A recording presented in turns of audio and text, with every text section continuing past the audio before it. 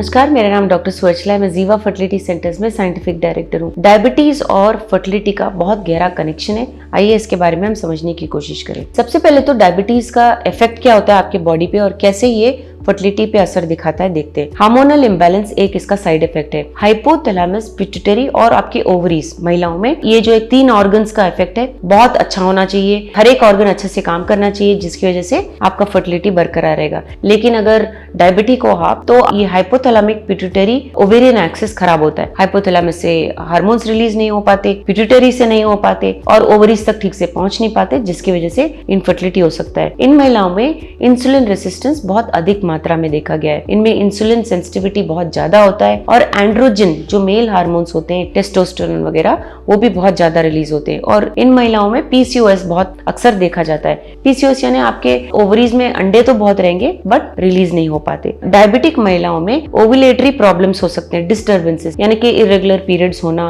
Ovulation ठीक से ना हो पाना, जिसकी वजह से वो प्रेग्नेंट नहीं हो पाते। यही नहीं, एंडोमेट्रियल रिसेप्टिविटी भी बिगड़ सकता है इन महिलाओं में। डायबिटिक होने के कारण ब्लड फ्लो इन महिलाओं के यूट्रस को ठीक से पहुंचता नहीं है। ब्लड वेसल्स जो होते हैं वहां के कॉम्प्रोमाइज्ड होते हैं, जिसकी वजह से एम्ब्रियो अगर वहां पहुंच भी जाता है तो इम्प्लांट नहीं हो पाता। इस इम्प्लांटेशन के नहीं होने की वजह से प्रेगनेंसी कॉम्प्रोमाइज हो सकता है। यूट्राइन लाइनिंग अगर कॉम्प्रोमाइज्ड हो तो आपके प्रेगनेंसी में बाधा पड़ सकती है। इन महिलाओं में मिसकैरेजेस भी बहुत देखा गया है। डायबिटिक औरतों में वैस्कुलर कॉम्प्लिकेशंस होते हैं यूट्रस में। जैसे मैंने कहा, ब्लड सप्लाई ठीक नहीं होता है, तो जब एम्ब्रियो पहुंचता भी है तो ब्लड सप्लाई ठीक नहीं होने के कारण, सिग्नल्स ठीक ना मिलने के कारण वो इम्प्लांट नहीं हो पाता। एक क्वालिटी भी बिगड़ा हुआ होता है इन महिलाओं में, जिसकी वजह से मिसकैरेज रेट बहुत ज्यादा होता है। एक और कॉम्प्लिकेशन है ओबेसिटी और मेटाबॉलिक इश्यूज। इन महिलाओं में वजन ज्यादा होने की वजह से, हार्मोनल या मेटाबॉलिक इश्यूज होने की वजह से इनफर्टिलिटी होने के चांसेस बहुत ज्यादा होते हैं। पुरुषों की अगर हम बात करें, डायबिटीज का इफेक्ट इन पे भी बहुत होता है। डायबिटीज की वजह से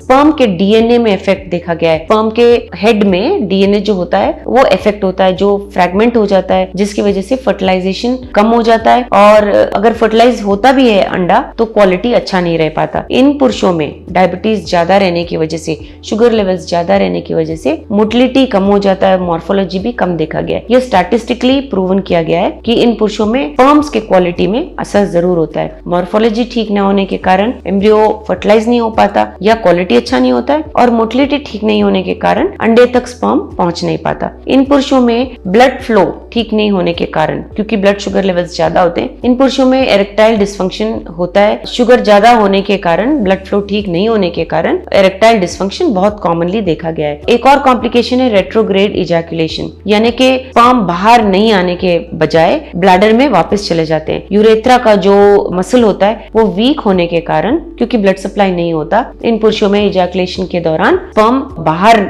नहीं आते हुए ब्लैडर में चले जाता है। सो कॉम्प्लिकेशंस बहुत हैं, लेकिन मैनेजमेंट के भी बहुत तरीके हैं। आप अगर ओबेस हो तो आपको ओबेसिटी को कंट्रोल में करना चाहिए, वेट लॉस करना चाहिए डाइट और एक्सरसाइज के द्वारा। स्मोकिंग और अल्कोहल डायबिटिक लोगों में और कॉम्प्लिकेट कर सकता है स्पर्म्स और एग्स को, तो उसे भी बंद करना चाहिए। मेडिकेशंस बहुत इंपॉर्टेंट रोल प्ले करते हैं। पीसीओएस अगर महिला को हो, कंप्लीटली मेटफॉर्मिन से इस पीसीओएस को कंट्रोल किया जा सकता है। कभी कभी इंसुलिन सेंसिटिविटी अगर होता है तो इंसुलिन भी ऐड किया जाता है, जिसकी वजह से हार्मोनल बैलेंस फिर से आने के कारण आपको फर्टिलिटी के चांसेस बढ़ते हैं और प्रेग्नेंट होने के चांसेस भी बढ़ते हैं। इसके बारे में और जानकारी के लिए अवश्य जीवा फर्टिलिटी सेंटर्स आएं। Thank you. हमने इस वीडियो को बनाने में बहुत मेहनत की है। जरूर हमें सब्सक्राइब और लाइक कीजिए। Thank you.